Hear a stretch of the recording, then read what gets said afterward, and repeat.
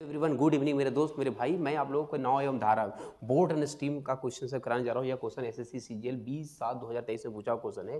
तो चलो मैं क्वेश्चन को देखता हूँ। लिखता धर्मेंद्र 13 घंटे में धारा के विपरीत 80 किलोमीटर की धारा के अनुकूल के बोलता है 110 किलोमीटर। देखो आपका करना क्या है। धारा के विपरीत का मतलब होता है अपस्ट्रीम नहीं बोला, तो उसको हम लोग अपस्ट्रीम बोला जाता है। धारा के विपरीत तो अपस्ट्रीम से ये क्या हो रहा है ना कि अपस्ट्रीम से इन्होंने अपस्ट्रीम से 80 किलोमीटर चल करता है अपस्ट्रीम से। ठीक है, इसके बाद क्या होता है कि धारा के अनुकूल का मतलब होता है डाउन स्ट्रीम।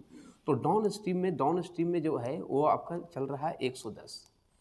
और इसके बाद नेक्स्ट इन्होंने कहता है कि ये कितना घंटा का समय लिया, उन्होंने 13 घंटा का समय लिया, 13 आवर का।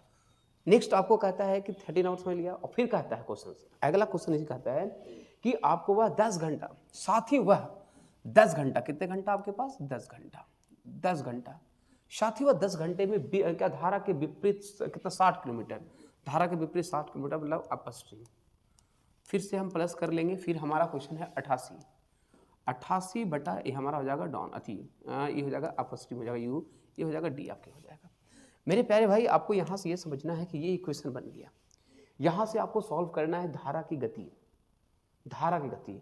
तो धारा की गति को हम कहते हैं y, और y बराबर एक फॉर्म बनता है d, क्या होता है d माइनस यू बटा 2 होता है।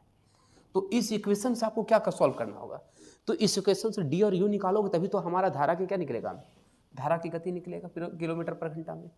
तो डी ओ यू सॉल्व कैसे करोगे, तो मैं एक छोटा सा ट्रिक्स आपको बताने वाला हूँ। डी ओ यू सॉल्व कैसे होगा, आप यहाँ पे पहले क्या करो, डी का अंतर देख लो। ये डी का अंतर इक्वेशन कैसे होगा, 110 में से 88 घटाओगे तो आ जाएगा 22 आपका डी निकल चुका है। अब हम यू निकालेंगे। ये डायरेक्ट हमें क्या किया, इसको घटा दिया, माइनस किया। तो डी और यू, आपका डी और यू निकालना है। तो डी बराबर आपको निकल गया 22। लेकिन आपको समझना कि ये डी को यहाँ पुट करो या यहाँ पुट करो। डी को जब यदि 22 यहाँ पुट करोगे, 22 यदि आप यहाँ पुट करोगे तो 22 पे जो 5 आ जाएगा ये। लेकिन ये दोनों मिलाकर समय लिया इन्होंने 13 घंटा। तो जब दोनों मिलाकर 13 घंटा लिया तो ये 5 आ गया। तो यहाँ पे हमको और कहना चाहिए 8 5 13 8 आना चाहिए। तो यू जगह पे क्या पुट करोगे, 10 पुट करो, क्योंकि 10 8 80 होता है। तो यू का वैल्यू आ जाएगा 8 और यू का वैल्यू आ जाएगा 10। तब क्योंकि 10 जब यू से चलेगा तो 8 घंटा, यहाँ से लेगा 5 घंटा, 8 और 5 कितना घंटा होगा 13 घंटा है। इस इक्वेशन में सेटिस्फाइड हो जा रहा है। ये डी का वैल्यू 22 करोगे तो 22 चौका 88 हो जाएगा। यू का वैल्यू पुट करो तो 83 आ जाएगा आपके पास। तो जब डी और यू की वैल्यू आपके पास आ चुकी है, डी यू आ चुकी है, क्वेश्चन हो गया सॉल्व।